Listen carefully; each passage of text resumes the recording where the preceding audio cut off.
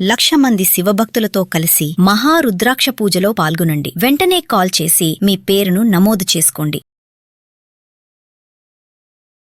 నమస్తే రమ్మగారు. నమస్తే జయ. రమ్మగారు, ఏదైనా మంచి చందమామ కథ చెప్తారా?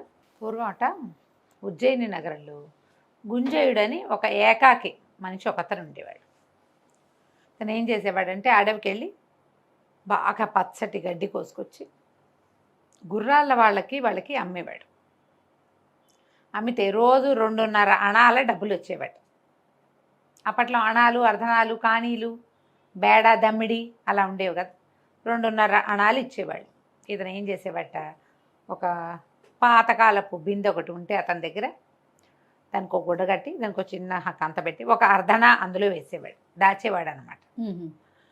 ఈ 2 అణాలతో వాడి తిండి తిప్పలు సరిపోయేవి. ఒక పాతకాలపు పూరి గుడిసె ఒకటి ఉండేది. అలాగా ప్రతిరోజు 2.5 వచ్చేది. పని చేసాడంటే 2.5 అర్ధనా వేయటం, 2 అణాలతోటి తిండి తిప్పలు చూసుకునేవాడు. పెద్దవాడు అయిపోయాడు అతను. ఒకసారి అతనికి తెలిసింది, తను ఏ బిందె అయితే పెట్టాడో ఆ బిందె నిండా ఉన్నాయి అర్ధనాలు. చూస్తే ఫుల్గా వచ్చేసింది. ఆశ్చర్యపడి, ఏమిటి ఇన్ని డబ్బులు ఉన్నాయి నా దగ్గర? అప్పుడప్పుడు మనం వేసిన ముంతలు నిండిపోతూ ఉంటాయి కదా, డబ్బాలు నిండిపోతూ ఉంటాయి. ఏం చేయాలి ఈ డబ్బుని? నా తర్వాత ఎవ్వరు లేరు, నాకు పెళ్ళామా, పిల్లల, ఇల్లా, వాకిలా, జలాల, పిల్ల జల ఎవరు లేరు. ఈ డబ్బంతా ఏం చేయాలి అని ఆలోచించాడు. యాక్చువల్గా అట్లాంటివి 2-3 బిందెలైనాయి, పాత కుండలు. ఆలోచిస్తూ పడుకున్నట్ట ఒకనాటి రాత్రి. పడుకుంటే తెల్లవారుజామున తనకి చక్కటి పిల్ల ఒకటి కల్లో కనపడే స్పష్టంగా. ఒక అందమైన అమ్మాయి, ఒక 16-17 సంవత్సరాల పిల్ల. ఏదో రాకుమార్ తల్లినే కనపడింది. అన్నాడు పొద్దున అతనికి అనిపించింది, ఆహాహా, ఏనాడు స్త్రీలు కల్లోకి వచ్చి ఎరగనే నేను, ఇలాంటి కాలం ఎందుకు వచ్చింది అని ఆలోచించి ఏం చేశాడట, మొత్తం తన దగ్గర ఉన్న డబ్బులన్నీ అర్ధనాలు ఒక పెద్ద గోను సంచిలో పోసుకుని ఆ సంచి భుజాన్ని వేసుకుని ఒక నగల వర్తకుడి దగ్గరికి వెళ్ళాడు. మొత్తం ఆ సంచి ఆయన దగ్గర బోలిచ్చాడు. ఇంత మేర అయింది అది, ఇంత పెద్ద కుప్ప అయింది. అయ్యా, జీవితకాలం అంతా సంపాదించిన డబ్బులండి, వీటిని లెక్కింపించి ఏదైనా ఒక నగో నాణ్యమో ఇప్పించండి నాకు. సరేనన్నాడు వర్తకుడు. ఆ కాలంలో చిచ్చి పొమ్మంటాలు అలాంటివి లేవమ్మా, అందరూ మనుషులు మంచివాళ్ళు. ఆయన 4 గుమాస్తాలను పెట్టి వీటిని లెక్క పెట్టండి అంటే అన్నీ అర్ధనాలేగా, లెక్కపెట్టి మొత్తానికి ఇంత అమౌంట్ అని తేల్చారు. ఓ రోజంతా లెక్కెట్టి ఆయన ఏమన్నాడు, ఆ సాయంత్రానికి ఆ వర్తకుడు కొన్ని రత్నహారాలు, కొన్ని కంకణాలు, రత్నాలు పొదిగినవి తీసుకొచ్చి పెట్టాడు. ఇవి వస్తాయి, వీటిలలో ఏదైనా ఒకటి తీసుకో నువ్వు ఈ డబ్బులకి అంటే.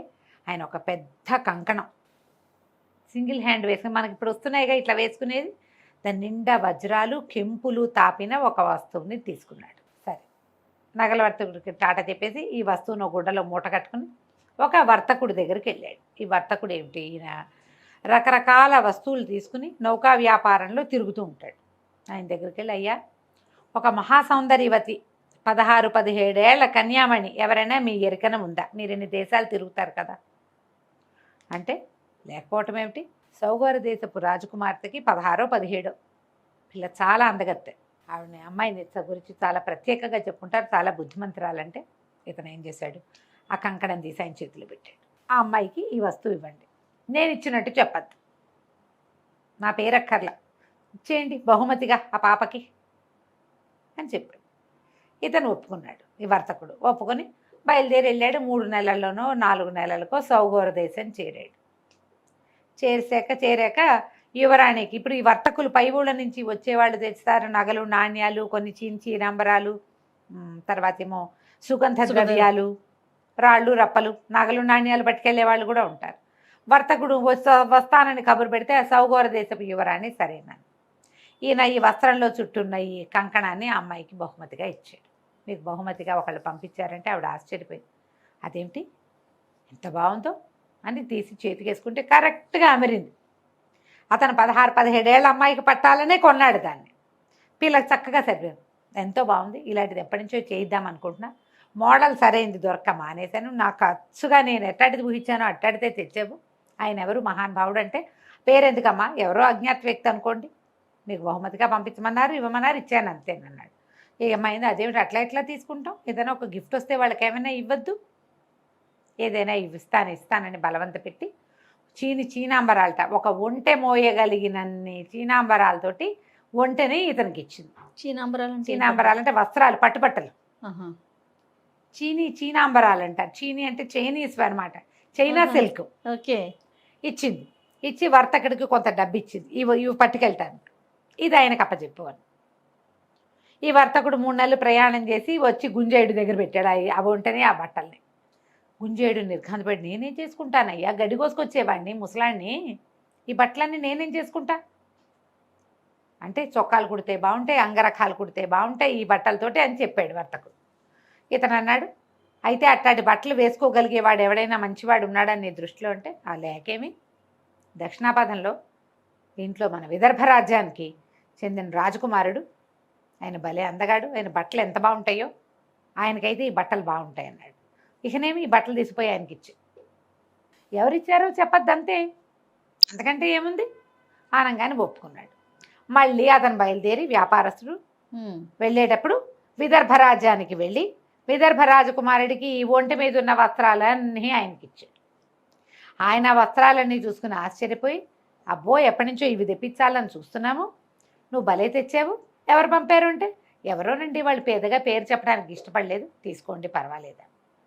ఆయన అట్లా ఎట్లా తీసుకుంటాము, ఎవరివైనా వస్తువులు అలా బాగోదు, మరి చూద్దాం అని ఓ పూట చూసి టైలర్లను పిలిచి ఆ బట్టలు కుట్టించి, ఇహా ఎంతో బాగున్నాయని ఈ వ్యాపారస్తుడికి 12 ఉత్తమ జాతి అశ్వాలను ఇచ్చాడు, ఆయనకి అప్పచెప్పాను. ఆ గుర్రాలని ఎక్కించుకుని పడవ మీద వ్యాపారస్తుడు మళ్ళీ ఉజ్జయినికి వచ్చాడు. గుంజేయుడి ముందు పెట్టాడు. నేనేం చేసుకుంటానయ్యా గుర్రాలు అన్నాడు. గుర్రాలకి గడ్డి కోసుకొచ్చేవాడిని నేను, ఇన్ని గుర్రాలు నేనేం చేసుకుంటా. సరే ఓ పని చేయి, ఉత్తమ జాతి అశ్వాలు మళ్ళీ అవి మామూలు కాదు, 2 గుర్రాలు నువ్వు ఉంచుకుని 10 గుర్రాలని సౌగోర దేశపు యువరానికి ఇవ్వు. మళ్ళీ గుర్రాలు మోసుకుపోయాడు వ్యాపారస్తుడు. మళ్ళా వచ్చినాయి, ఆవిడకి కంకణం వచ్చి ఇప్పుడు 10 బ్రహ్మాండమైన గుర్రాలు వచ్చినాయి. గుర్రాలు చూసేసరికి ఆశ్చర్యపోయింది, వాళ్ళకు తక్కువ, సౌగోర దేశంలో గుర్రాలు తక్కువ, చాలా కాస్ట్లీ, వాళ్ళు కొనుక్కుంటారు. సూపర్ గుర్రాలు ఇవి, విదర్భ రాజ్యం నుంచి వచ్చిన గుర్రాలంటే మామూలు కాదు. ఆవిడ ఆశ్చర్యపోయింది, ఇదేమిటి, నాకు అంతఃపురానికి రక్షణగా పంపించారు ఎవరో. ఆవిడ చాలా సంతోషించి ఏం చేసింది, మళ్ళీ ఏవో ఒంటెల మీద అవి మోయగలిగినంత వెండి ఓ 10 ఒంటెల్ని ఇచ్చింది. అక్కడ సౌగోరంలో ఒంటెలు ఉంటాయి, వెండి ఎంత వెండో మొత్తం అంతా మళ్ళీ పడవెక్కింది. మళ్ళీ గుంజేయుడి దగ్గరకు వచ్చినాయి అవి. మనకెందుకు అనేసరికల్లా వ్యాపారస్తుడు అన్నాడు, ఆవిడ నాకు దారి ఖర్చులకి డబ్బిచ్చిందయ్యా యువరాణి, నువ్వేమో చెప్పద్దంటావు, ఇప్పుడు ఏం చేయమన్నావు అనేసరికల్లా, చేయటానికి ఏముంది, ఆల్రెడీ చేసావు కదా, విదర్భ రాజకుమారుడికి పంపి, వీటిని 2 ఉంచుకో నువ్వు అంటే 2 ఒంటెలు, వాటి మీద ఉన్న వెండి వ్యాపారస్తులు తన దారి బత్తానికి ఉంచుకుని మిగిలిన 14 16 ఒంటెలు, ఆవిడ 20 ఒంటెలు ఇచ్చింది, 20 కాదు 60 ఒంటెలు ఇచ్చింది, ఈయన 2 ఒంటెలు ఉంచుకుని 58 ఒంటెలు తీసుకుపోయి విదర్భ రాజ్యంలో అప్పచెప్పాడు. ఆయన ఆశ్చర్యపోయాడు యువరాజు, ఇంత ఖరీదైన బహుమతి, మనకు అసలు ఒంట్లు అక్కడొకటి కనపడతాయి, నెలకోసారి చూస్తే ఒకసారి ఒంటెని చూస్తే గొప్పే, ఇన్ని ఒంటెలా, ఇంత పెద్ద బహుమతి. ఆయన చాలా ఆశ్చర్యపోయాడు. ఈసారి ఏం చేశాడంటే, ఇంత బహుమతి తీసుకుని, వీళ్ళు ఏమనుకుంటున్నారు, అంతకుముందు రాజకుమార్తె తండ్రికి చెప్పింది, ఇలా ఒక బహుమతి పంపించారు, మళ్ళీ ఇవి వచ్చినాయి, ఇప్పుడు ఏం చేయాలో తెలియటం లేదు అంటే, రాజుగారు ఏమన్నాడు, వదిలించుకోవాలి ఈ బహుమతులు ఇచ్చేవాళ్ళని, లేకపోతే వాళ్ళు ఒకటిస్తే మనం 4 ఇవ్వాలి, అందుకని ఆయన ఆ మాట చెప్పాడు. ఈ విదర్భ రాజకుమారుడికి అర్థం కాలేదు, ఇంత ఖరీదైన బహుమతులు వస్తున్నాయి, ఇంకా గ్రాండ్గా ఇచ్చేసి ఈ బహుమతుల పరంపర ఆపుదామనుకున్నాడు ఆయన. బ్రహ్మాండమైన గుర్రాలు 10, మళ్ళీ ఓ ఒంటెలో 10, అక్కడి నుంచి ఓ 10 ఏనుగులు, ఆ ఏనుగుల మీద బ్రహ్మాండమైన ఇవేశాడు, ఏమంటారు మన పైన హౌదాలు ఎత్తుతారు కదా, హౌదా ఎత్తటం అంటారు, ఏనుగు మీద అంబారి, ఆ అంబారి మీద నుంచి ఇట్లా ముత్యాల సరాలు జాలువారుతూ చక్కగా అలంకరించినటువంటి, వీటికేమో గుర్రాల గిట్టలు కూడా వెండి గిట్టలు పెట్టించాడు ఆయన, అవన్నీ ఇచ్చాడు. మొత్తం పైగా ఈ పంపించిన వాటన్నిటికీ పైన చీనాంబరాలు కప్పారు, అలంకారాలు, మెళ్ళో ఆభరణాలు, వాటికి వర్తకుడు అన్నీ మోసుకొచ్చి గుంజేటి దగ్గర పెట్టేసరికి ఏం చేయాలో తెలియలే గుంజేటికి. వీటన్నిటిని నేనేం చేసుకుంటానయ్యా, గుర్రాలు వచ్చాయి, మళ్ళీ ఒంటెలు వచ్చాయి, మళ్ళీ ఏనుగులు, సరే తలా 2 నువ్వు ఉంచుకో, మిగిలిన పట్టుకెళ్ళి రాజకుమార్తెకి ఇచ్చి అనగానే వ్యాపారస్తుడు ఒప్పుకోవాలి. అబ్బే అలా కుదరదు, ఇప్పటికి 3 సార్లు వెళ్ళా, ఆవిడ ఎవరిచ్చారని పీకేస్తోంది, ఎవరో అజ్ఞాత వ్యక్తి అని ఎన్నిసార్లు చెప్పను, ఈసారి వాళ్ళ మొహం చూడ్డానికి నాకు సిగ్గుగా ఉందయ్యా, వాళ్ళు మొహమాట పడుతున్నారు, ఎవరిచ్చారో చెప్పమని అడిగితే ఏం చెప్పాలి, మా ఊళ్ళో గడ్డి కోసుకునే ముసలి గుంజేయుడు ఇచ్చాడని చెప్పమంటావా మరి అనేసరికల్లా గుంజేయుడు ఆలోచించి, ఎందుకు ఇవి ఎక్కడి నుంచి తెచ్చావంటే విదర్భ రాజకుమారుడు ఇచ్చాడని చెప్పు, సరిపోతుందిగా, మన పేరు ఎందుకు మధ్యలో అనగానే సరేనన్నాడు.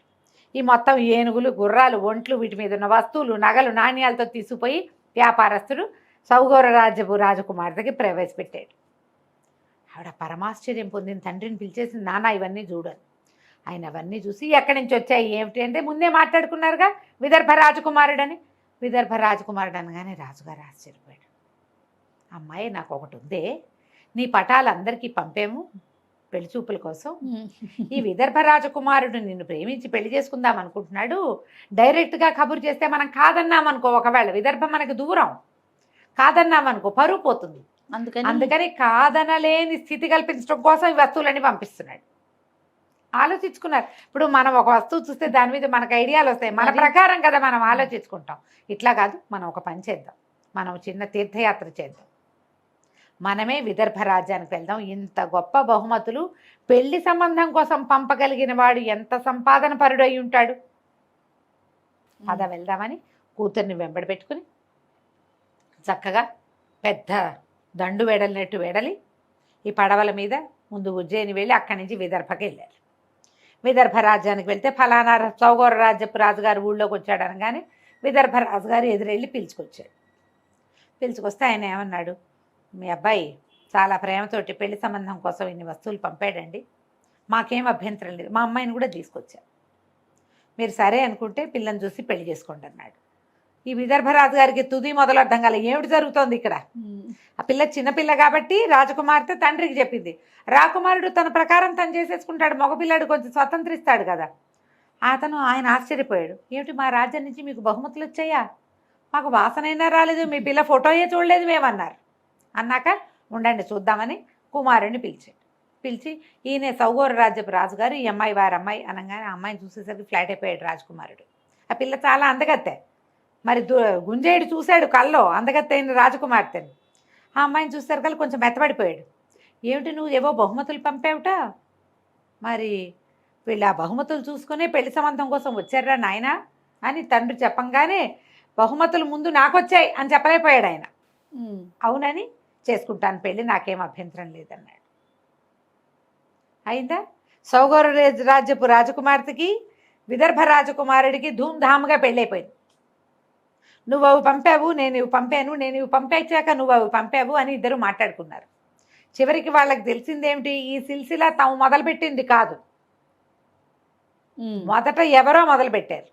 ఆ మొదలుపెట్టిన వాడెవరో ఆవిడికి తెలీదు, ఈయనకి తెలీదు. వీళ్ళిద్దరి పెళ్లికి రాయబారిగా మధ్యలో పనిచేసిన ముసలి గుంజేయుడు మాత్రం గడ్డి కోసుకుంటూ ఇప్పటికీ అర్ధనాలు పోగేసుకుంటూనే ఉన్నాడు. ఆ వ్యాపారస్తులు ఎప్పుడూ మళ్ళీ వీళ్ళని కలవల, ఏమీ లేవు వాళ్ళ దగ్గరికి వెళ్ళేందుకు. వ్యాపారస్తులు ఎవరు, వీళ్ళకి ఆ ఊరికి రోజు వస్తూనే ఉంటారు వ్యాపారులు, వీళ్ళకి ఏం తెలుసు. వాళ్ళిద్దరూ పెళ్లి చేసుకున్నారు, వాళ్ళిద్దరి రాజ్యాల మధ్య పడవలు అవి తిరుగుతుండే. తర్వాత ఎప్పుడో చాలా కాలం తర్వాత వాళ్ళు తెలుసుకుని ఉండొచ్చు, కానీ గుంజేయుడికి మాత్రం తన వల్ల ఇలా వివాహం జరిగిందని ఎప్పటికీ తెలిసే అవకాశం లేదు. అలాగే జరుగుతాయి పెళ్ళిళ్ళు, ఎవరో ఒక కారణం అవుతారు, అలా అవుతుంది కథ కంచికి మనం ఇంటికి. బాగుందండి. నమస్తే రమ్మగారు. నమస్తే జయ. రమ్మగారు, ఏదన్నా మంచి కథ చెప్పుకుందామండి. పెద్ద కథ చెప్తాం. ఓకే. ఒక సిపాయి కథ, సిపాయి చిన్నయ్య అనుకుందాం. ఒకనాడు ఒక సిపాయి అంటే మన ఏమనాలి సైనికుడు యుద్ధం నుంచి తిరిగి వాళ్ళ ఊరు వైపుకు వెళ్తున్నాడు. అక్కడేం పెద్ద వ్యవహారం లేదు, ఊళ్ళో ఏదో సొంత ఊరని వెళ్తున్నాడు. వెళ్తుంటే ఆ దారిలో ఒక భూతం చూసింది వీడు ఒంటిగాడని తెలిసింది. ఎవరితోటి లేరు, ఎవరు లేరు, గుంపుగా ఉంటే వాళ్ళని పట్టుకోవు భూతాలు దయ్యాలు అవి. సరే వీడిని చూసి ఒక ముసలమ్మ వేషం వేసుకుని వీడి దగ్గరకు వచ్చింది. ఏరా అబ్బాయి బాగా సంపాదించుకొస్తున్నావా అని అడిగింది. ఏం సంపాదన మా అమ్మ, ఏదో 10 రూపాయలు, ఇక్కడ ఉన్నన్నాళ్ళు అన్నం వెళ్తుంది, మళ్ళీ పిలిపొస్తే మళ్ళీ వెళ్ళి మళ్ళీ అక్కడ తింటాం అన్నాడు. సంపాదించుకునే మార్గాలు బోల్డ్ ఉన్నాయి రా, ఏదో ఒకటి చెప్పు చూద్దాం అన్నాడు. చెప్పడానికి ఏముందిరా, నీకు ధైర్యం ఉందా అని. బోల్డ్ ధైర్యం ఉందన్నాడు. సాహసం ఉందా అని. అబ్బో అసలు దానికి కొదవే లేదన్నాడు. జంకు గొంకు లేకుండా పని చేస్తావా అని. జంకా గొంక మనకేం జంకు, మనం యుద్ధంలో వచ్చాంగా, మనకు అట్లాంటివి ఏం లేవన్నాడు. అయితే ఓ పని చెయ్యి, నేను నీకు ఒక సలహా చెప్తా. ఇక్కడ ఒక చెట్టును చూడండి, ఒక పెద్ద చెట్టు. ఆ చెట్టు పైన అంతా పోయింది, పై భాగం అంతా అట్లా పైకి ఉండి ఇట్లా తొర్రలేము దానికి. ఈ తొర్రలోకి నడువుకు తాడు కట్టి దింపుతా. ఇది చెట్టు కాదు, లోపలికి వెళ్ళే మార్గం. భూ వివరణలోకి వెళ్తుంది అది, అంటే భూమిలోకి వెళ్ళిపోతుంది. లోపలికి వెళ్ళిపోతే, లోపలికి వెళ్తే ఒక పెద్ద హాలు. ఎంత పెద్ద హాలో, దాంట్లో ఒక వరుసగా గదులు ఉంటాయి. మొదట ఒక పెద్ద గది ఉంటుంది. పెద్ద గదిలో బల్ల మీద కుక్క కూర్చుని ఉంటుంది. ఆ కుక్క కింద, కుక్క ఉన్న బల్లలో, కుక్క దిప్పేస్తే బల్ల కిందంతా రాగి నాణ్యాలు ఎన్ని ఉంటాయో కావాల్సినవి తెచ్చుకో. వెధవ రాగి నాకు ఎందుకు అనుకుంటావా, రెండో గదిలోకి వెళ్ళు. అక్కడ ఇంకో పెద్ద బల్ల ఉంటుంది. ఆ బల్ల మీద ఇంకో పెద్ద కుక్క ఉంటుంది. ఆ కుక్కను లైన్లో పెట్టి తీసుకుంటే దాని కింద అన్ని వెండి నాణ్యాలే. గుప్పెళ్ళు పట్టినని తెచ్చుకో, బట్టలు పట్టినని తెచ్చుకో, ఎన్ని మోయగలితే అని తెచ్చుకో. చిచ్చి దిక్కుమాలను వెండి నాకెందుకు అనుకుంటావా, అది కూడా బారేసి. మూడో గదిలో ఇంకో పెద్ద కుక్కను, అది కూర్చున్న బల్ల కింద బంగారపు నాణ్యాలు ఉన్నాయి. అంటే కుక్కలు ఊరుకుంటాయిటమ్మా, ముసలమ్మా నువ్వు బలేదానివి అన్నాడు. దానికే ఉందిరా, ఇదిగో నీలం రంగు తివాసి తీసుకెళ్ళు. నువ్వు లోపలికి వెళ్ళాక కుక్క నీకేసి చూస్తుంది, భయంకరంగా చూస్తుంది. తివాసి పరిచేసి కుక్కనెత్తి దీని మీద కూర్చోబెట్టు. అది నిన్నేం చేయదు, ఏం తీసుకున్నా అది నిన్నేమందు. తివాసికి కుక్కకి లింక్. అయితే సరేనన్నాడు. సరేనన్నాక తాడు కడతానే నడువుకు తాడు కట్టింది, దింపబోయింది అందులోకి. వాడు అందులోకి ఎక్కి ఆ పైకి ఎక్కి దిగబోయాడు. దిగబోయాక అన్నాడు, అది కాదు మా అమ్మ, దారిపోయే దానయ్యను నేను, ఊళ్ళోకి పోయే పెద్దమ్మవి నువ్వు, నాకు ఇంత డబ్బు కట్టపెట్టడానికి నీకు ఎందుకు అనిపించిందో చెప్పు. నీకెంత వాటా కావాలి అందులో? నేనేం తెస్తే అందులో నువ్వు వాటా అడిగితే అవన్నీ కుదరవు, ముందే చెప్పాలి. నువ్వు ఎంత వాటా అనేది చెప్తే దాని ప్రకారం తీసుకొస్తా. తర్వాత వాటాలు పేచీ పెట్టి ఆ డబ్బులు లాగేసుకుని వాళ్ళ చుట్టుపక్కల వాళ్ళకి పట్టించి వ్యవహారాలు మనతో కుదరవు. నేను అసలే సిపాయిని, మన దగ్గర కత్తిడాలు కూడా బాణాలు కూడా ఉన్నాయి అన్నాడు. ముసలమ్మది, డబ్బులు నాకెందుకురా ముసిల్దాన్ని, ఇది వరకు మా అవ్వ అంటే ఈవిడికి ముత్తాబట. ఈ గోతులోకి దిగి అలా అవన్నీ చూసి మా ఇంట్లో ఉండే చెకుముకు రాయిని అక్కడ వదిలిపెట్టి వచ్చింది. చెకుముకు రాయి అంటే ఏమిటి, నిప్పు వెలిగించుకునే రాయి. వచ్చేస్తుంటే బల్ల మీద కనపడుతుంది నీకు. అది వెనక్కి తిరిగి వచ్చేటప్పుడు ఒక బల్ల ఉంది, చిన్న బల్ల, దాని మీద ఉంది. ఆవిడ జ్ఞాపకార్థం లేదని బాధపడుతున్నాను నేను. ఎవడైనా సాహసం ఉన్నవాడిని పంపిస్తే వాడికి కావాల్సింది వాడు సంపాదించుకుంటాడు, నా చెకుముకు రాయి వస్తుందని నువ్వు ఒంటిగాడివి సాహసివి అని నిన్ను దింపుతున్నానంది. అంతే కదా, చెకుముకు రాయి సరేనన్నాడు. ఆవిడ ఒక తివాసి చుట్ట చుట్టి చంకలు పెట్టింది వీడికి. తివాసి పుచ్చుకుని దిగాడు. దిగి దిగి దిగి ఎంత లోతో, తెగ లోతు దిగాక ఒక పెద్ద కట్టడం లాంటిది కనపడింది. అందులోకి లోపలికి వెళ్ళేసరికి మెట్లు ఎక్కాడు. లోపలికి వెళ్తే బ్రహ్మాండమైన హాలు, అంతా నడవాలాగా ఉంది. ఎడం చేతి వైపున గదులున్నాయి. సరే ఏం చేశాడు వీడు, మొదటి గది తలుపు తెరిచాడు. పెద్ద బల్ల, అదేమిటి ఓపెన్ చేస్తే తెరుచుకుంటుంది. దాని మీద ఒక్కొక్క ఇట్లా మోహరించి కూర్చున్నది. బంతులంతేసి కళ్ళున్నాయట దానికి. కళ్ళు ఇట్లా చూస్తుంది. ఈ కుక్కను చూసరికి కుక్క బెదిరొచ్చింది. ఏం చేస్తుందో చూద్దామని తివాసి పరిచాడు. అది అట్టాగే చూస్తుంది. వీడు టక్కిని వెళ్ళి దాన్ని ఇట్లా ఎత్తుకున్నాడు. అదేం మాట్లాడలా. పెట్టి తీస్తే ఒప్పుకోదు అది. తివాసిని చూస్తే ఊరుకుంటుంది.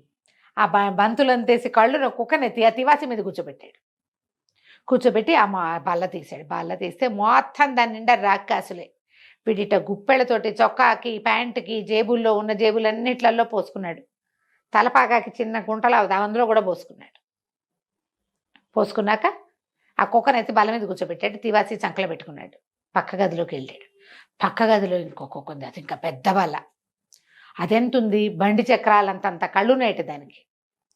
కళ్ళతోటి ఇట్లాగే చూస్తాం. వీడేం చేశాడు, ఓహో ఇది కూడా నిజమే, ఇంకా రాక్కాసులు ఎందుకు మనకి, తెచ్చామని ఏం చేశాడు, ఈ నీలం రంగు తివాచి మళ్ళీ పరిచాడు. కుక్క కామ్గా చూస్తుంది. వీడు పోయి కుక్కను ఎత్తుకున్న తివాచి మీద కూర్చోబెట్టాడు. అది దాని దారిని అది పడుకుంది. వీడు ఆ బల్ల తెరిచి చూస్తే అన్ని తలతల్లాడిపోతూ వెండి కాసులు. దిక్కుమాల రాక్కాసులు మనకెందుకని రాక్కాసులన్నీ అక్కడ పారబోసేసాడు. వెండి కాసులు నింపేసుకున్నాడు జేబుల నిండా. అక్కడి నుంచి కుక్కనెత్తి మళ్ళీ బల్ల మీద కూర్చోబెట్టాడు. తివాచి చేత్తో పుచ్చుకుని 3వ గదిలోకి వెళ్ళాడు. నిజమో కాదో తెలీదు, ఇవి వదిలేస్తే ఒకవేళ పోతాయి కదా. 3వ గదిలోకి వెళ్తే ఈసారి ఉంది అక్కడ కుక్క, గుడి గోపురాలు అంతంత కళ్ళున్నాయట దానికి. అట్లా మిటకరించి చూస్తోంది వీడికేసి. సరే అంటే బంగారం ఉంది. తివాచి పరిచాడు, కుక్కనెత్తి దీని మీద కూర్చోబెట్టాడు. ఆ బల్ల తెచ్చి వెండి కాసులన్నీ అక్కడ బారబోసేసి చక్కగా బంగారు కాసులు నింపేసుకున్నాడు అన్నిటి నిండా. 2 చెవిలో 2 అంగిట్లో కూడా పెట్టుకున్నాడు వేస్ట్ కాకుండా. సరే ఏం చేశాడు, కుక్కనెత్తి మళ్ళీ అక్కడ కూర్చోబెట్టేసి నీలం రంగు తివాచి మడతపెట్టి పక్కన పెట్టుకుని చేత్తో పుచ్చుకుని బయటకు వస్తే ఈ ముసలమ్మ ఏదో చెప్పిందని చూస్తే చెకుముకు రాయి ఉంది కనిపించింది. సరే పైకి లాగు లాగు అవ్వ లాగన్నాడు. చెకుముకు రాయి జేబులో పెట్టుకుని ఈ నడవ అంతా నడిచి బయటికి వెళ్ళి ఎక్కడి నుంచి తనకి తాడు కట్టిందో అక్కడ నిలబడి ఓ అవ్వ బయటికి పైకి లాగు నన్నంటే ఆ అవ్వ పైకి లాగింది. లాగాక బయటకు వచ్చాక వీడు ఏం తెచ్చుకున్నావురా అంది. బంగారమే తెచ్చుకున్నాను, ఇదిగో నీ తివాచి అని తివాచి చేతిలో పెట్టాడు. ఆ చెకుముకు రాయిని అటు ఇటు తిప్పాక అన్నాడు, అలాంటి అత్యద్భుతమైన ప్రదేశంలోకి మీ అవ్వ ముసలిది వెళ్ళటం ఏమిటి, అది అక్కడ వదిలేసి రావటం ఏమిటి, నువ్వేమో జ్ఞాపకార్థం ఉంచుకుంటానని చెప్పటం ఏమిటి, ఇందులో ఏదో మతలబు ఉంది, అదేమిటో చెప్పన్నాడు. ఈవిడ ఒప్పుకోలే ముసలిది. ఏమీ లేదురా, మాకు అది కావాలంతే. అంటే దీంతో ఏం వస్తుందో చెప్పమంటాడు. ఏమీ రాదంటుంది ముసలిది. వాగ్యుద్ధం పెరిగింది. ఈ సిపాయి అప్పుడే యుద్ధం నుంచి వచ్చాడు కదా, కొంచెం ఉద్రేకంగా ఉన్నాడు. కత్తిపుచ్చి విసిరేశాడు మా అమ్మని. అయ్యో, ఆ మెడ కాస్త తెగిపోయింది. ముసలిది కింద పడ్డం ఏంటి, దాని భూతం రూపం దానికి వచ్చింది. ఓహో, ఇదేదో భూతం నన్నేదో మాయ చేద్దామనుకుంది, ఈ డబ్బంతా కొట్టేయడానికి ఎత్తేసిందేమో, ఈ చెకుముకురాయి నేను ఎందుకు ఇస్తాను, నా దగ్గరే ఉంచుకుంటాను అని చెప్పి దాన్ని జేబులో వేసుకుని ఈ బంగారం గుప్పెళ్ళు తెచ్చుకున్నాడుగా, ఆ గుప్పెళ్ళతోటి వెళ్ళిపోయాడు. వెళ్ళి ఈ అడవంతా దాటాక ఒక మంచి ఊరు వచ్చింది, పెద్ద పట్టణం. ఆ పట్టణంలో ఒక సత్రంలో గది తీసుకున్నాడు. హాయిగా తిన్నాడు, తాగాడు. అంతకుముందు వీడికి భోజనానికి సరిపడా డబ్బే ఉంది వాడి దగ్గర. ఇప్పుడు బంగారం ఉండేసరికల్లా కొత్తగా డబ్బులు వస్తే ఎలా ఉంటుంది, ఆగలేకపోతారు. ఇక మళ్ళీ రాదు, ఎందుకంటే ఆ లోపల దించేవాడు తీసేవాడు లేడు. ఆ నీల రంగు తివాచి లేకపోతే కుక్కల్ని హ్యాండిల్ చేయలేం. తివాచి మామతో పాటే వెళ్ళిపోయింది, కాలిపోయింది. అది ఏం చేయలేడు దాన్ని. దాంతో వీడు డబ్బులు యథేచ్ఛగా వాడేసుకున్నాడు. ఎంత యథేచ్ఛగా ఖర్చు పెట్టుకున్నాడో. సరే ఇక అయిపోయినాయి డబ్బులు. రోజులు గడిచే కొందుకి డబ్బులు అయిపోయినాయి. ఒకనాటికి చివరికి ₹1 లేకుండా మిగిలిపోయాడు. ₹1 కూడా లేదు. ఖాళీగా కూర్చున్నాడు. అన్నీ వాడేశాడు, మొత్తం వాడేసి తినేశాడు. ఏముంది, అలాగే ఉంటుంది. అయితే ఒకనాటి రాత్రి దీపం ముట్టించేందుకు నూనె కూడా డబ్బులు ఇవ్వడి దగ్గర. ఓరండి, అట్లా ఖాళీగా అయిపోయి సరే ఎవరో దారే పోయే వాళ్ళని ఓ చుట్ట మావయ్య అని అడిగి చుట్ట తీసుకున్నాడు. చుట్ట తాగుదామనిపించింది. చుట్ట వెలిగించుకోవడం అంటే దీపం కూడా లేదు. అప్పుడు వాడికి గుర్తొచ్చింది తన సామాన్లలో దాచిపెట్టింది చెకుముకురాయి. ఆ చెకుముకురాయి ఏమిటి, ఇట్లా నేల మీద ఇట్లా గీస్తే ఫైర్ వస్తుంది. గీసేసరికల్లా కుక్కొచ్చింది. బంతులంత కళ్ళున కుక్కొచ్చి కూర్చుని ఉంచుంది వీడి పక్కన. మొదటిది ఏమిటంటే ఏం మాట్లాడుతుంది, బాగా ఆలోచించి ఏం చేస్తావు నువ్వు నాకు అన్నాడు. అది బావు అంది. ఏదైనా చేస్తానంటావు, డబ్బులు పట్టుకురా, రాక్కాసులు ఉన్నాయి కదా నువ్వు ఉన్న చోట అంటే 5 నిమిషాల్లో వెళ్ళి పచ్చేసింది. కుక్క ఇన్ని రాక్కాసులు పుచ్చుకొచ్చింది సంచి నిండా. సంచిలో పోసి పట్టుకొచ్చేసింది. వీడు ఆశ్చర్యపడి, పోసిని భలేగా ఉందే మన సంగతి అనుకున్నాడు. అక్కడి నుంచి 2 సార్లు గీస్తే ఆ వెండి కాసులు ఉన్న కుక్క వస్తుంది. 3 సార్లు గీస్తే బంగారు కాసుల కుక్క వస్తుంది. అన్ని కాసులు తెప్పించుకున్నాడు. హాయిగా జీవితాన్ని ఎంజాయ్ చేయటం మొదలుపెట్టాడు. సరే ఏమైంది, ఒకనాడు ఎక్కడో ఒక చోట పార్టీకి పిలిచారు. వీడి దగ్గర బాగా డబ్బులు ఉన్నాయి కదా, డబ్బులు ఉన్న వాళ్ళని పిలుస్తారు పార్టీలకి. ఈ పార్టీకి వెళ్ళేసరికల్లా పార్టీలో రాజకుమార్తె ఎంత అద్భుతమైన సౌందర్యవతో చెప్పుకున్నారు. ఓసారి ఎట్టగైనా ఆ అమ్మాయిని చూడాలనిపించింది. ఏదో సందర్భంలో ఫ్రెండ్స్ తోటి ఈ తాగుబోతులు జూదగాళ్ళు వాళ్ళందరి దగ్గర రాకుమార్తెను చూడాలి, ఏ సందర్భంలో చూడొచ్చు అని అడిగాడు. ఆవిడెక్కడ చూస్తావోయ్ నువ్వు, వాళ్ళ నాన్న ఏం చేశాడో తెలుసా, ఒక రహస్య ప్రదేశంలో దాచిపెట్టాడు ఆవిడ్ని. ఎందుకంటే ఆవిడ జాతకంలో, రాకుమార్తె జాతకంలో ఒక సాధారణ సిపాయిని పెళ్లి చేసుకుంటుందని ఉంది. ఓహో. సిపాయి చచ్చిన వాడు ఎవడైనా వచ్చి పిల్లకి లైన్ వేస్తాడేమోనని రాజుగారు ఏం చేశారు, అంతఃపురంలో ఒక రహస్యమయమైనటువంటి ఒక దీని లాంటిది కట్టి అందులో పెట్టారు. పిల్ల ఎవ్వరికీ కనపడదు. ఆ పిల్లకి 11, 12 ఏడు యుక్త వయసు వచ్చిన దగ్గర నుంచి ఇప్పటిదాకా ఆ లోపలే ఉంది, బయటికి రాదు. అనగానే ఎందుకు రాదు, మనం ఎందుకు చేయలేము అని ఆలోచించి ఏం చేశాడు, ఈ కుక్కలు వస్తాయి కదా, ఆ కుక్కను పిలిచి రాజకుమార్తెను తీసుకురమ్మన్నాడు. అదేం చేసింది, టైం అని వెళ్ళిపోయింది కుక్క. అది ఏదైనా తెచ్చేస్తుంది. పెళ్ళి అంతఃపురంలో నిద్రపోతున్నా లోపల ఎక్కడో గదిలో పడుకుంది. ఆ గదిలో ఎక్కడో రహస్యంగా పడుకున్న రాకుమార్తెని చేపుచ్చుకుని తీసుకొచ్చేసింది, మీదెక్కించుకొచ్చేసింది. ఇప్పుడు బంతులంతేసి కళ్ళుండే కుక్క ఎంత ఉంటుంది, ఎంతే ఉండదుగా, బ్రహ్మాండంగా ఉంటుంది. కుక్క పెద్ద గుర్రం సైజులో. రాకుమార్తెని పట్టుకొచ్చేసారు కల్లా ఇప్పుడు తనివి తీరా అమ్మాయిని చూశాడు, చేతులు పుచ్చుకుని కాసేపు అయ్యాక తీసుకెళ్ళి దింపేసిరా అన్నాడు. కుక్కని దింపేశారు. కుక్క తీసుకెళ్ళి దించేసిన తర్వాత పొద్దున్నే రాకుమార్తెను చూడడానికి తండ్రి, తల్లి, ముసలి దాది వాళ్ళు వీళ్ళు వచ్చేసారు కల్లా అమ్మాయి చెప్పింది, నాన్న నాకు భలే కాలు వచ్చింది నాన్న, ఏదో కుక్క వచ్చి నన్ను తీసుకెళ్ళింది, అక్కడ ఒక సిపాయి ఉన్నాడు, అతను నా చేతులు పుచ్చుకున్నాడు నాన్న అనేసరికల్ నాన్న తిట్టాడు. సిపాయి ఏమిటి, ఎవరిని తీసుకెళ్తారు, అసలు ఎంత రహస్యంగా ఉంచాం, ముసలిదాదికి తప్పిస్తే ఈ దారే తెలియదు ఎవరికి, అక్కడికి వచ్చిన చెలికెత్తలు మళ్ళీ రారు, అంత రహస్యంగా ఉంటుంది. ఓసారి ఎవరన్నా అందులోకి ప్రవేశించారంటే వాళ్ళని చంపేస్తారు, అట్లా ఏం జరగదన్నాడు. కాదు నాన్న భలే కాలొచ్చింది నాన్న. కానీ సిపాయి అనగానే రాజుకు డౌట్ వచ్చింది, ఏదైనా నాకు తెలియకుండా జరుగుతోందా అని చెప్పి ఈ ముసలి దాది రాత్రిపూట నిద్రపోతుంది. ముసలమ్మలకి చాలా మందికి రాత్రులు నిద్రలు రావు, అది మెలకుగా కూర్చుంటుంది. ఆ దాదిని అక్కడ పెట్టాడు. అయితే ఏమైంది, ఎప్పుడైతే కుక్క మళ్ళీ రెండో రోజు రాత్రి మనవాడు ఏం చేశాడు, ఈ సిపాయి చిన్నయ్య కుక్కను పిలిచి మళ్ళీ 2 గీట్లు గీసి పెద్ద కుక్కను పిలిచి రాకుమార్తెని తీసుకురా అన్నాడు. కుక్క వచ్చింది, రాకుమార్తెని ఇటా ముట్టు మీద మొహం మీద మూతి కిందకి పెట్టి మీద ఎక్కించుకుంది. బయటికి వెళ్తుంటే ముసలమ్మ చూసేసింది, కుక్కే తీసుకెళ్తోందని గమనించి కుక్క వెనకాలే వచ్చింది. కుక్క ఏ ఇంట్లోకి ప్రవేశిందో చూసి దాని మీద శుద్ధ ముక్కతో గుర్తుపెట్టింది, వెనక్కి వెళ్ళిపోయింది. 1 గంట పోయాక మళ్ళీ కుక్క తీసుకొచ్చి రాజకుమార్తెని దించేసింది. ఈ ముసలి దాది వెళ్ళి తెల్లవారి సర్కల్ రాజుగారికి చెప్పింది, ఫలానా సందులో ఆ వైపు వెళ్ళాను, ఏ ఇంటి మీద ఎక్స్ గుర్తు పెట్టిందో ఆ ఇంట్లోకి కుక్క తీసుకెళ్ళింది, ఆ ఇంట్లో ఎవడో ఉండుంటాడు, మాంత్రికుడో మాయాజాలం చేసేవాడు, కనికట్టువాడు అన్నట్టు.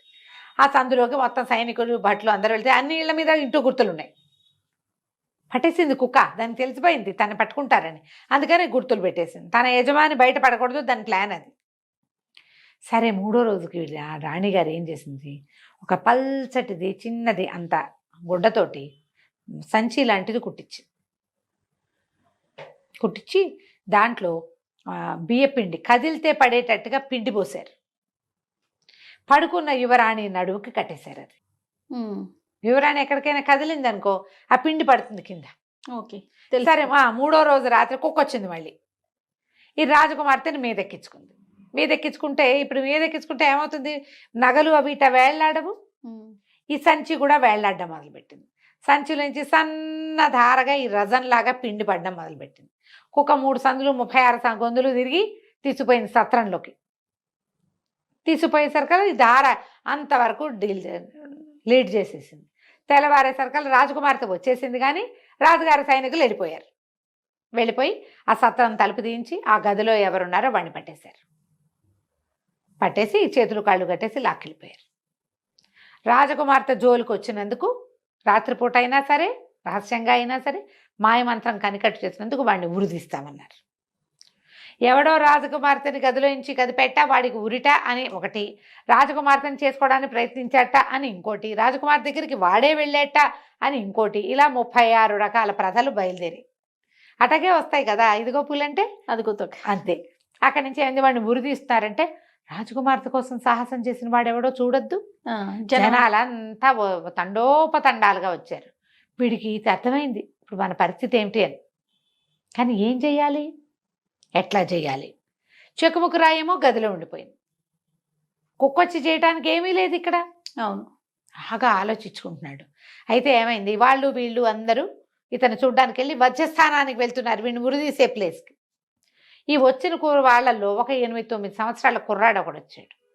అయితే ఏమైంది, వాడు పరిగెత్తే క్రమంలో వాడు పరిగెడుతుంటే చెప్పు జారిపోయి ఈ చెరసాల దగ్గరికి పడింది. ఈ కుర్రాడు ఎక్కడ కూర్చుని ఉన్నాడు, మన సిపాయి చిన్నయ్య కూర్చున్న చోట పడింది. ఆ చిన్నపిల్లాడు చెప్పు కోసం వెనక్కి వచ్చాడు. వీడేం చేశాడు, చటుకొని వాడి చేయి దొరకపుచ్చుకున్నాడు ఆ గటకటాల్లోంచి.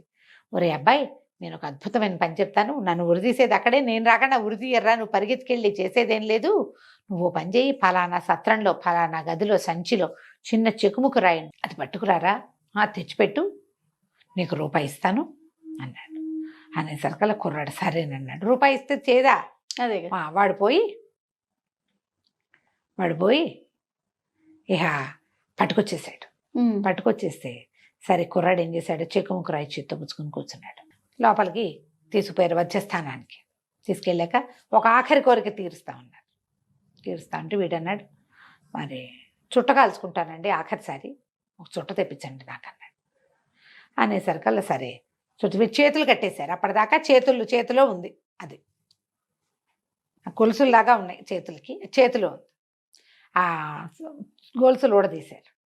చుట్ట పెట్టుకుని చెక్కుముక్కు రాయి గీసేసరికల్లా ఎన్నిసార్లు గీయాలి, ఓసారికి వస్తే 1, 2 సార్లు గీస్తే 2ది, 3 సార్లు గీస్తే 3ది. వీడు 1, 2, 3, 3, 2, 5, 1, 6 గీతలు గీసేసాడు.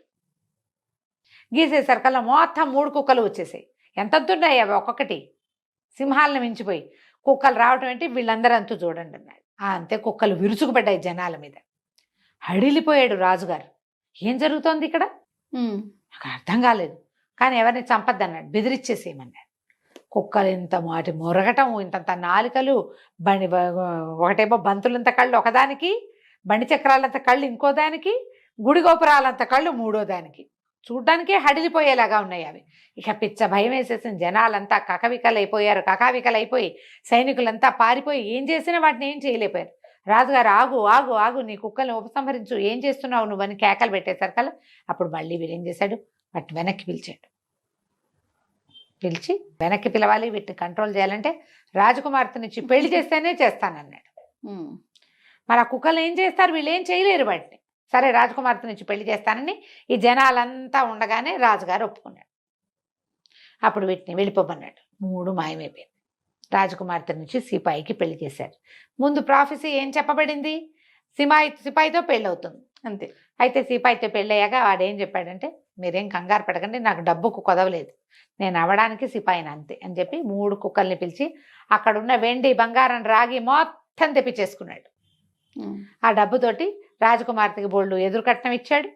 తర్వాత ఆ రాజ్యానికి రాజు వాడే అయ్యాడు. సిపాయి చిన్నయ్య కదా కంచికి, మనం ఇంటికి. నమస్తే రమ్మగారు. నమస్తే గారు. నమస్తే చెయ్య. మంచి చందమామ కథ ఒకటి చెప్పండి రమ్మగారు. ఇప్పుడు చదివా, అది చెప్దాం అనుకుంటున్నా. చాలా పేర్లు ఉండేసరికి ఇక ఎందుకు వచ్చిన కన్ఫ్యూషన్లే అని కొంచెం ఊరుకున్నాను అనమాట. సరే వాళ్ళు కాస్త పెద్ద కథ చెప్పాలంటే ఇక అది చెప్పాలి. పూర్వమట ప్రభావతి నగరానికి విశ్వావసుడని ఒక రాజుగారు ఉండేవారు. ఆ సంవత్సరపు పేరు విశ్వావసు నామ సంవత్సరం. ఈ విశ్వావసుకి 4 కుమారులు ఉన్నారట. 4 చక్కటి వాళ్ళు, దగ్గర వయసు వాళ్ళే. ఆయనకి 4 అబ్బాయిల మీద పరమ ప్రీతి ఉంది. వాడు తెలివి తక్కువ, వీడు పరాక్రముడు, వీడు కాదు, అలాంటివి లేవు. పేర్లు కూడా చక్కగా జితేంద్రియుడు, పరాక్రముడు, ధవళకీర్తి, అలాంటి చక్కటి పేర్లు. అయితే ఈయనకి 4 అబ్బాయిలకి రాజ్యం ఇవ్వాలని ఉంది. అటా ఇస్తాం. బాగా ఆలోచించి ఆయన ఒక ప్లాన్ వేశాడు. పూర్వమట ఈ ప్రభావతి నగరంలో సూర్యకమలం అని ఒక అత్యద్భుతమైన ఒక తామర పువ్వు ఉండేది. బంగారు పుష్పం అట అది. ఆ పుష్పం ఎక్కడో ఒక గంధర్వుడి వల్ల, యక్షుడి వల్ల, ఈ వీళ్ళ వంశంలో ఎవరికో లభించింది. అది వచ్చినప్పుడు దేశం చాలా సుభిక్షంగా అయిందట. ఎంత సుభిక్షంగా అయిందో అదంతా సూర్యకమలం ప్రతిభేనని చెప్పుకునేవాళ్ళు. ఈయనకి ముందు కొన్ని తరాల ముందు ఉండేది. అది ఎలా అయిందో చౌర్యానికి గురైంది. ఎవరో ఎత్తుకుపోయారు దాన్ని. ఆ సూర్యకమలం ఉంటే మన దేశం ఇంకా బాగుంటుందన్న ఫీలింగ్లో వీళ్ళంతా ఉండేవాళ్ళు. ఇప్పుడు ఈయనేం చేశాడు, ఈ ఎవరో ఎత్తుకుపోయిన సూర్యకమలాన్ని సంపాదించిన కుమారుడికి రాజ్యం ఇస్తానని పెట్టాడు. సూర్యకమలం వస్తే రాజ్యానికి కూడా మంచిదే, అత్యంత అవసరమైంది. అది ఎవరు తెస్తే వాడే రాజు. అబ్బాయిలు కూడా దానికి ఒప్పుకుంటే సరే తలా ఒక వైపుకి వెళ్ళారు. ముందు పెద్దవాడి సంగతి చెప్తాం. జితేంద్రియుడు ఇతను. ఇతను ఏం చేశాడట, వెతుక్కుంటూ వెళ్ళాడు, తూర్పు వైపుకు వెళ్ళాడు. అయితే అతనికి ఏం తెలిసింది, ఈ తూర్పు నుంచి ముందుకి కొంచెం సముద్రం దాటి ప్రయాణిస్తే ఉన్న దీవుల్లో ఒకప్పుడు సూర్యకమలం ఉండేదని ఒక వార్త. మామూలుగా ఊళ్ళల్లో మాట్లాడుకుంటుంటే ఆ దేశం సుభిక్షంగా ఉంది, ఈ దేశం సుభిక్షంగా ఉంది, ఏదైనా ప్రత్యేక శక్తులు ఉన్నాయా మాట్లాడుకుంటారు ఊళ్ళల్లో. మనం రాజకీయాలు మాట్లాడటల్లా ఇప్పుడు. అప్పుడు ఇలాంటి ప్రత్యేకమైన విషయాలు ప్రశంసకు వచ్చేవి, ప్రస్తావనలు వచ్చేవి. సరే, ఈ ప్రశంసా ప్రస్తావన అతను వినగా వినగా వినగా అవేవో దీవులు ఉన్నాయి, జంట దీవులు పక్క పక్కన. ఆ దీవుల్లో ఒక దాంట్లో ఈ సూర్యకమలం ఉందని ఒక వార్త. ఇతను అదేమిటో చూద్దామని ఆ దీవులకి వెళ్ళాడు. ఇతను దిగాడు పడవ. ఊళ్ళోకి వెళ్ళేసరికి అతనికి ఏమి ఎదురైంది, ఒక పెద్ద ఏనుగు, అది ఒక దండ పుచ్చుకుని నడుస్తుంది. దాని వెనకాల పెద్ద సమూహం ఉంది. వెనకాల రథము, ఛత్రచామరాదులు పట్టుకుని మంత్రులు సామంతులు అంతా నడిచొస్తున్నారు. ఏమిటా అని చూస్తూ ఉంటే ఆ ఏనుగు అటాటా ముందుకొచ్చి ఈ అబ్బాయి మెళ్ళ వేసిందంట, రాజుగారి పెద్ద అబ్బాయి మెళ్ళ. ఆశ్చర్యపోయాడు. వెనకాల ఉన్న వాళ్ళంతా మహారాజుకి జై, మహారాజుకి జై, జిందాబాద్ అన్నారు. తనకు అర్థం కాల. 5-10 నిమిషాల జనాల కోలాహలం తగ్గాక తను 2 దీవులకి రాజైనట్టు అతనికి అర్థమైంది. ఎట్లా, ఏమిటి ఇక్కడ ఏం జరిగింది అంటే, అప్పుడు అతను మెల్లిగా ఒక రోజులో పట్టాభిషేకం ఏర్పాట్లు జరుగుతుండగా తెలుసుకున్నాడు. ఈ 2 దీవుల్లో ఇతను మొదట వెళ్ళిన దీవిలోనే సూర్యకమలం ఉండేది. ఓకే. 2వ దీవి వాళ్ళు దీనికోసం ప్రయత్నం చేశారు, ఎత్తుకుపోవడానికి. అది ఎవరి దగ్గర ఉంటే వాళ్ళు బాగుంటారు. ఈ మధ్యలో ఏమైంది, గూఢచారులు కొంతమంది వచ్చారు. తర్వాత మాకు ఇవ్వండి, కొన్నాళ్ళు మేము ఉంచుకుంటాం, కొన్నాళ్ళు మీరు ఉంచుకుంటారు, కానీ ఇలాంటి వార్తలు పుచ్చుకుని కూడా కొంతమంది వస్తాయి. వాళ్ళు వీళ్ళకి విషం పెట్టేసుకున్నారు. విషప్రయోగం జరిగింది. తర్వాత ఈ రాజులు ఇద్దరు, ఈ వచ్చిన గూఢచారులు 2 రాజులకి విషప్రయోగం చేశారు. అరాచకమైపోయింది. ఎంతమంది చచ్చిపోయారో ఆ విషప్రయోగంలో. రాజులు పోయారు, ఆ 2 రాజ్యాల రాజులు. తర్వాత ఈ ఈ మధ్యలో ఉన్నారుగా 2 రాజులకి మధ్యలో ఉన్న గూఢచారులు, తర్వాత వార్తాహరులు, మొత్తం గుంపంతా చచ్చిపోయారు విషప్రయోగం వల్లే. దాంతో 2 దీవుల వాళ్ళు మాట్లాడుకుని మనం ఇట్లా అరాచకమైపోయాం, ఈ సందట్లో, ఈ గొడవలో, ఈ మరణాలు, ఎవరికి ఏం చేశారు, ఈ న్యాయ విచారణలు, ఈ సందట్లో సూర్యకమలం పోయింది. ఇక్కడి నుంచి అది అపహరించబడింది. దాంతో రాజు లేడు. చాలా కాలంగా రాజు లేకుండానే ఉన్నారు వాళ్ళు. ఉండి ఇట్లా కాదు, రాజును సెలెక్ట్ చేసుకునేందుకు ఒక మార్గం చూద్దామనుకుని ఏం చేశారు, 2 రాజ్యాల వాళ్ళు కలిసి పెద్ద మనుషుల ఒప్పందం కూర్చుని, సరే ఒక ఏనుగును వదిలి పెడదాం, ఎవరికి ఏనుగు పట్టం కడుతుందో చూద్దాం, దండేస్తే వాళ్ళకి పట్టం కడదామని డిసైడ్ అయ్యారు. అది ఈ జితేంద్రుడికి పట్టం కట్టింది ఆ ఏనుగు. సరే, ఇతను రాజు అయ్యాడు. ఇతనికి అయ్యో సూర్యకమలం మిస్ అయిందే అని తెలిసింది. కానీ అతనికి అనిపించింది, ఆ సూర్యకమలం కోసం ఇంతగా 2 రాజ్యాలు అరాచకమైపోయే పరిస్థితి వచ్చింది. ఆ దిక్కుమాల కమలం లేకపోతే ఏం పోయింది. పైగా 2 దీవులకు రాజయ్యాడు. తండ్రి రాజ్యం 1, అందులో 4 తమ్ముళ్ళు పోటీ, మొత్తం 4 అన్నదమ్ముల పోటీ. ఇక్కడ ఏముంది, అది హాయిగా ఉంది. అందుకని ఏం చేశాడు, తండ్రికి ఉత్తరం రాశాడు, మీ రాజ్యం నాకొద్దు, ఎప్పుడైనా కుదిరినప్పుడు వచ్చి కనపడతాను, మీరు కూడా ఇక్కడికి రావచ్చు, తమ్ముళ్ళు కూడా నా దగ్గరికి రావచ్చు, నేను రాజు కాబోతున్నాను, అయిపోయాను, ఈ రాజ్యంతో మీకు స్నేహ సంబంధాలు నేను నెరవేరుస్తాను, సూర్యకమలం కోసం నేను ఇంకా వెతకను అని ఉత్తరం రాసి పంపించేశాడు. ఒక అబ్బాయి విరమించుకున్నాడు. సరే, రెండో వాడు తన దారిని తను బయలుదేరాడు. ఈ శత్రుంజయుడు అలాంటి పేరున్నవాడు బయలుదేరితే ఏమైంది, అతనికి ఈ కొన్ని రాజ్యాల్లో ఇక్కడుంది అక్కడుంది వార్తలే, అక్కడి నుంచి కూడా అపహరించబడింది, ఇవన్నీ తెలుస్తున్నాయి. సరే, వెళ్తే ఏమైంది, ఇప్పుడు కోవిదార రాజ్యానికి వెళ్ళాడు అతను. ఈ కోవిదార రాజ్యంలో ఏమిటి, అప్పుడు మంచి సందడిగా ఉంది. రాజకుమార్తెకి ఇది స్వయంవరం చాటించారు. ఎక్కడెక్కడి రాజులో వచ్చారు. ఇతనేమనుకున్నాడు, ఇంతమంది రాజులు గుమిగూడిన చోట సరదాగా వెళ్తే ఆ డైనింగ్ హాల్లోనూ ఎక్కడో ఒక చోట మాట్లాడి ఎక్కడ సూర్యకమలం ఉంది ఆనుపాను తెలుస్తాయి కదా. అందుకని ఇతనేం చేశాడు, ఎలాగో మంచి పంచకళ్యాణి వేసుకెళ్ళాడు. ఫలానా రాజ్యం రాజస్వామస రాజకుమారుడు రాజుగారి అబ్బాయిని, ప్రభావతి నగర రాజకుమారుడిని, నా పేరు ఇది ఇదని వివరాలు రాసి రిజిస్టర్ చేసుకున్నాడు. అందరితో పాటు ఇతను కూడా సభలో పోయి కూర్చున్నాడు. కూర్చునేసరికల్లా అతను ఎదురుగుండా నడిచొస్తున్న రాజకుమార్తె ఇతని మెడలోనే దండేసింది. కోవిదార రాజుగారికి అసలు మగపిల్లలు లేరు, ఉన్నది ఒకతే కూతురు. ఆ అమ్మాయిని ఎవరు పెళ్లి చేసుకుంటే వాడే కోవిదారకి రాజు. పెళ్ళైపోయింది, రాజు అయిపోయాడు. ఇతను కూడా అప్పుడు ఈ వచ్చిన జనాలందరి దగ్గర వార్తలు ఎలా విన్నాడంటే, ఒక్కొక్క రాజ్యంలో హత్యలు, ఇంకొక రాజ్యంలో దొంగతనాలు, ఒక చోట డేకాయితీలు, సూర్యకమలం కోసమే ఈ గోలంతా.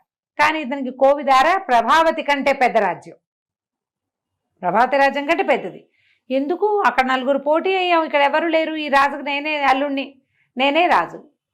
అందుకని తండ్రికి ఉత్తరం రాశాడు, నేను ఇక్కడ ఇంకా నేను వెతకను, పైగా ఈ సూర్యకమలం మీద ఎటువంటి మంచి వార్తలు లేవు, నేను విరమించుకుంటున్నా అనేసరికి సరే ఇక ఊరుకున్నారు. ఇక 3వ అబ్బాయి ఇతను అలా బయలుదేరాడు దక్షిణం వైపుకి. వెళ్తే అతనికి ఎట్లా తెలిసింది, ఈ రాజ్యంలో ఉన్నది అని ఒక వార్త ఉంది. అదేదో ఒక కొండలాగా ఉంది.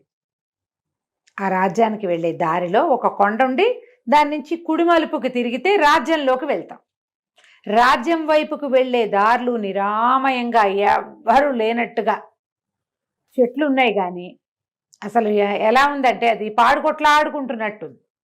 కొండ ఏదో కనపడుతోంది. తీరా దగ్గరికి వెళ్తే తెలిసింది అతనికి అది పూర్తి కొండ. అదొక సువర్ణ భూమి, ఆ రాజ్యం పేరు. రియల్లీ బంగారు కొండే ఉంది అక్కడ. అక్కడున్న రాయి రప్ప అంతా బంగారమే. ఆశ్చర్యపోయాడు. ఒకటి ముట్టుకుని చూస్తున్నాడు రాళ్ళని, ఒక చిన్న చిన్న రాళ్ళు అంటే ఏరు చూస్తున్నాడు. అతనికి ఏమనిపించింది, ఎవరో తనని తోసినట్టు, తనని వీపుని మీద ఎవరో ముట్టుకున్నట్టు అనిపించింది. మనం ఒంటరిగా ఉన్నప్పుడు వెనక నుంచి చెయ్యేస్తే అదిరిపాటు వస్తుంది కదా, అదిరేసరికల్ ఇతను ఏం చేశాడు, అతనికి సహజంగానే కొంచెం పరాక్రమశాలి అతను. నడువుకి పట్టాకి కత్తి, ఎప్పుడైతే ఉలిక్కి పడ్డాడో గబుక్కుని కత్తి తీశాడు. కత్తి తీసి కత్తిని అటు ఇటు గబగబా తిప్పేశాడు. తిప్పేసరికల్లా పేరమని పెద్ద కేక వినపడి, తీరా చూద్దును కదా, అతను చూసేసరికి ఒక రాక్షసుడు కత్తి దెబ్బ తగిలి పడిపోయి ఉన్నాడు. అతనే వీడిని ముట్టుకున్నాడు వెనక నుంచి. ఎప్పుడైతే ఈ కత్తి దెబ్బ తగిలి పడి పెద్ద కేక పెడుతూ పడిపోయాడో, అతని నెత్తి మీద నుంచి ఒక మూలిక లాంటిది, అది ఇట్లా కుప్పెలాగా కడతారు చూడు ఆయుర్వేదం వాళ్ళు, ఆ కుప్పె కింద పడి, ఆ కుప్పెని చూశాడు. ఏమిటి పడింది, ఈ పడిన వాడెవడో అతనికి అర్థం కాల. ఈ లోపల దూరంగా ఉన్న ఆ చెట్లు అని ఏదో ఖాళీగా ఉన్నట్టుందో, దాని వెనకాల కొంతమంది మనుషులు ఉన్నారు. వాళ్ళు పెద్దగా కేకలు పెడుతూ మహారాజుకి జై జై జై అని నడుచుకుంటూ వచ్చారు. వచ్చేసరికి ఆశ్చర్యపోయారు. ఏమిటి మహారాజు అంటున్నారు ఏమిటి, నేను మహారాజుని ఏమిటి, నేను మహారాజుని గాను, నేను వేరే రాజ్యపు రాజకుమారిని. ఇక్కడికి వచ్చేసరికల్లా వీడెవడో నాకు అత్తి తగిలి పడిపోయాడు.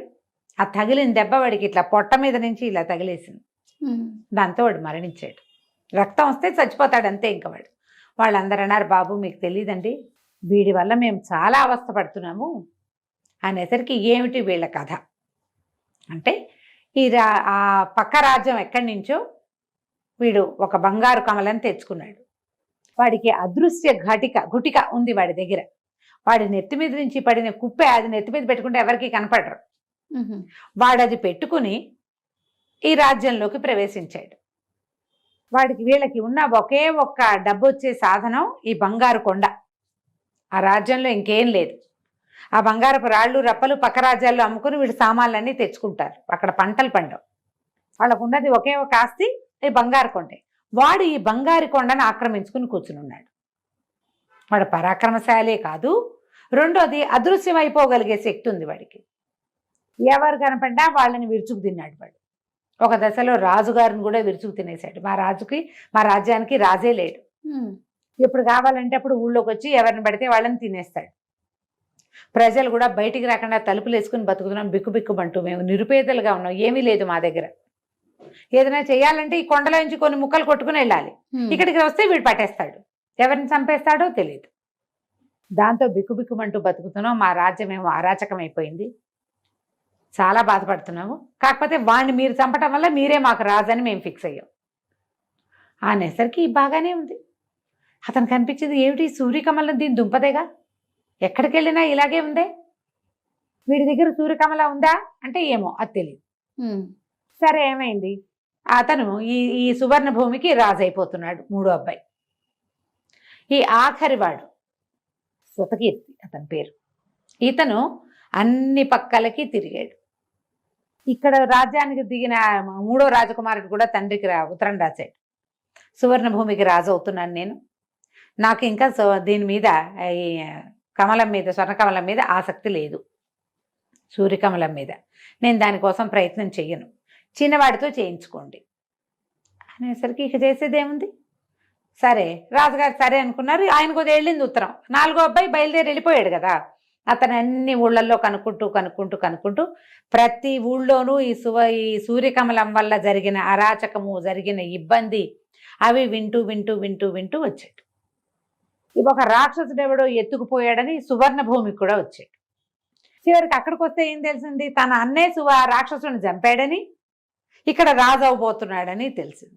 అన్నయ్య దగ్గరికి వెళ్ళాడు. వెళ్ళేసరికల్లా అన్నయ్య అడిగి, ఎత్తుకొచ్చిందిరా, మేము 3 చోట్ల ఉన్నాం, నువ్వు ఇంటికి వెళ్ళిపో హాయిగా, ఆ రాజ్యం నీదే, మాకు అక్కర్లా. పెద్దన్నయ్యలకి ఇద్దరికి వద్దు, చెరుకో రాజ్యం ఉంది, పెద్దవాడికి 2 దీవులు ఉన్నాయి, రెండో వాడికి కోవిదారు ఉంది, నాకేమో సువర్ణ భూమి దొరికింది, ప్రభావతి నగరాన్ని నువ్వే పరిపాలించుకో, ఈ సూర్యకమలాన్ని వెతకడం మానేసేయి అన్నాడు. అంటే ఇతనికి నచ్చల శృతికి, ఎత్తుకి నచ్చల ఆఖరి అబ్బాయికి. కాదు, నేను వెతకాల్సిందే, ముందు అసలు అది ఎక్కడుందో తెలుసుకొని అనేసరికల్లా ఈ అన్నగారు ఏమన్నాడు, 3వ అబ్బాయి తన దగ్గర ఉన్నటువంటి అదృశ్య గుటిక ఉంది కదా, అది నెత్తి మీద పెట్టుకుంటే ఎవరికి కనపడకుండా ఉండొచ్చు, నీకేమైనా ఉపయోగపడుతుందేమో ఇది తీసుకోమని చేతులు పెట్టాడు. అది పుచ్చుకుని ఈ సూర్యకమలం గురించి జాడలు తీస్తూ ఈ అబ్బాయి ఒక నగరానికి చేరాడు. చేరితే అక్కడ ఒక పెద్ద గొడవగా ఉంది. ఏమిటట, మా రాజ్యంలో సూర్యకమలం ఉంది, అది ఎవరో దొంగతనం చేశారు. అయ్యో. ఆ సూర్యకమలాన్ని పట్టుకున్న వాడికి రాజకుమార్తెనిచ్చి పెళ్లి చేస్తామని చాటింపు. సరే వెళ్ళాడు. వెళ్ళేసరికల్లా ఆయన ఎలా పోయిందో ఎవరు చెప్పటల్లా. ఇప్పుడు పోయింది, ఫలానా గుట్లో పెట్టాం, ఫలానా మందిరంలో పెట్టాం, ఫలానా రోజు పూజ చేసాం, మర్నాటి నుంచి కనపడలేదు, అలాంటిది ఏదో ఒక వివరం ఉండాలి కదా, ఉండాలిగా.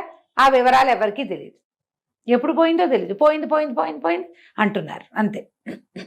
సరే ఇతను ఏం చేశాడు, రాజుగారిని నిలదీద్దాం అనుకున్నాడు. వెళ్ళి అడిగేసరికల్లా రాజు అన్నాడు, అదేమిటి, ఆ వివరాలన్నీ నీకెందుకు చెప్తాను నేను, అసలు నువ్వే దొంగతనం చేసిన ముఠాలో వాడివేమోనని నాకు అనుమానంగా ఉంది అనేసరికి ఇతనికి పోట్లాడాడు. మీ అమ్మాయిని పెళ్లి చేసుకోవడానికి రాలేదండి, మా సొంత రాజ్యం ఉంది మాకు, మేము 4 బయలుదేరాం, మా అన్నయ్యలు 3 చోట్ల ఉన్నారు, నేను దాన్ని జాడలు తీస్తూ వచ్చాను, అసలు అది మొట్టమొదట మాకు చెందింది, మా వంశంలో మా తాత ముత్తాతల నాడు గంధర్వుడి నుంచి మాకు దొరికింది, లెక్క ప్రకారం అది మాది, దీనివల్ల ఎన్ని అనర్థాలు జరగచ్చో నేను అన్ని చోట్ల వినొచ్చాను. మరి 3 అన్నయ్యలది చూశాడు కదా, అన్ని రాజ్యాల్లోనూ విన్నాను నేను, నాకంతే ఎక్కువగా ఎవ్వరికీ తెలీదు అది ఎన్ని చేతులు మారిందో, సూర్యకమల గురించి తెలుసుకున్నాకే మీతో మాట్లాడతానన్నాడు. ఇక ఎవరెవరెవరెవరినో ప్రశ్నించాడు. ఒక్కళ్ళు కూడా దాన్ని చూసిన వాళ్ళు కానీ, దాన్ని దొంగతనం జరిగిందని నిర్ధారించగలిగిన వాళ్ళు కానీ అతనికి కనపడలేదు. అయితే ఏమైంది, ఒక అడవిలో ఇంకా దొంగలు ఉన్న ప్లేసులు చూడడం మొదలుపెట్టాడు. దొంగలు ఫలానా చోట ఉంటారని, అడవుల్లో కొంతమంది దాక్కునేందుకు హైడింగ్ ప్లేసులు ఉంటాయి కదా, వాటి వెనకాల తిరుగుతుంటే ఒక ముని కనపడ్డాడు ఇతనికి. ఈ మునిగారు ఏమైనా చెప్తాడేమో, కనీసం ఆయన జ్ఞాన దృష్టితో చూసి చెప్తాడని ఈ కుర్రాడు రాజుగారి ఆఖరి అబ్బాయి అక్కడికి పోయాడు. వెళ్ళేసరికల్లా ఏమైంది, ఎప్పటికీ ముని కళ్ళు తెరవలేదు. ఇంతలో ఒక 3 మనుషులు వస్తున్నారు. ఈ వచ్చిన వాళ్ళు ఎవరు, అతను దొంగలని అక్కడక్కడ తెలుసుకున్న వాళ్ళు 3 ఇక్కడికి వస్తున్నారు. ఇతను ఏం చేశాడు, నెత్తి మీద అదృశ్య గుటిక పెట్టుకుని ఒక పక్కన నుంచున్నాడు. అతను ఉన్నట్టు వాళ్ళకి తెలియదు. వీళ్ళు మాట్లాడుకుంటున్నారు. ఆ మునిగా వేషం వేసుకున్నాడు వాడు దొంగే. ఓహో. వీళ్ళు ఏమనుకుంటున్నారు, అసలు అది పోయిందో లేదోనండి, రాజుగారే దాచేసి అబద్ధం చెప్తున్నాడేమో, 4 ముఠాలు ఉన్నాయి మన ఊళ్ళో, మేము 4 ముఠాలని కనుక్కున్నాం, ఎవ్వడూ అది కొట్టేలా, దొంగతనం చేయలే, మన వల్ల కాకపోతే ఎవడి వల్ల కాదు, మనమే పట్టుకోలేకపోయాం దాన్ని, రాజు మీదే మాకు డౌట్గా ఉంది, రాజు పోకుండానే పోయిందని చెప్తున్నాడేమో అనేసరికి ఇతనికి అనిపించింది ఇది నిజమై ఉండొచ్చు. ఎక్కడైనా వస్తువు పోతే ఫలానా రోజు ఆ వివరాలు వస్తాయి బయటికి, ఏ వివరమూ లేదు ఇక్కడ. సరే ఏం చేశాడు, ఇక్కడి నుంచి వెళ్ళిపోయాడు. వెళ్ళి రాజుగారి దగ్గరికి వెళ్ళి ఏమన్నాడు, మీ అమ్మాయిని నాకు ఇచ్చి పెళ్లి చేయండి, మీ సూర్యకమలం ఎక్కడుందో నాకు తెలుసు అన్నాడు. అనేసరికి రాజు అన్నాడు, ఏది నా చేతిలో పెట్టు నాకు చెప్పన్నాడు. మీ చేతిలో పెట్టడం ఎందుకంటే అది మీ దగ్గరే ఉంది, ఎక్కడో దాచిపెట్టారు, బయటికి తీయండి, మీ ఇంట్లో నుంచి అది బయటికి వెళ్ళాల అనేసరికి రాజు గతుక్కుమనిపోయాడు. ఆయన ప్లాన్ వేసాడు అట్లా. ఎందుకంటే ఈ సూర్యకమలానికి మొదటి రోజు నుంచి అది ఒక్కసారి ప్రభావతి నగరంలో నుంచి బయటకు వచ్చాక ఎన్నిసార్లో దొంగతనం చేయబడింది. దాని లక్షణం అది. తన దగ్గర నుంచి కూడా పోతుందని ముందుగానే తనే దాచిపెట్టి పోయిందని చెప్తున్నాడు. సరే ఆయన అన్నాడు గతుకుమని, ఇప్పుడు ఒకవేళ ఇప్పుడు ఇలా చేసినా మా అమ్మాయి నీకు ఇచ్చి పెళ్లి చేస్తే నువ్వేం దక్కించుకోలేవు, అది ఇక్కడే ఉందని తెలిసిందంటే దొంగతనానికి జరిగిపోతుంది. నువ్వు తెలుసుకోకపోతే ఇక జరిగేదేం లేదు, ఎవరు చెప్పేవాళ్ళు లేరు కాబట్టి మా పిల్ల పెళ్లి నేను వేరే చేసేసేవాడిని, ఇప్పుడు నేను ఒప్పుకున్నాను కాబట్టి సరే పెళ్లి చేస్తాను పట్టన్నాడు. ఈ అబ్బాయి అన్నాడు మరి నాకు అది కట్నంగా ఇస్తారా అని అడిగితే ఇస్తాను. పెళ్ళయింది రాజకుమార్తెకి, ఈ అబ్బాయికి. ప్రభావతి నగరపు ఆఖరి రాజకుమారుడు.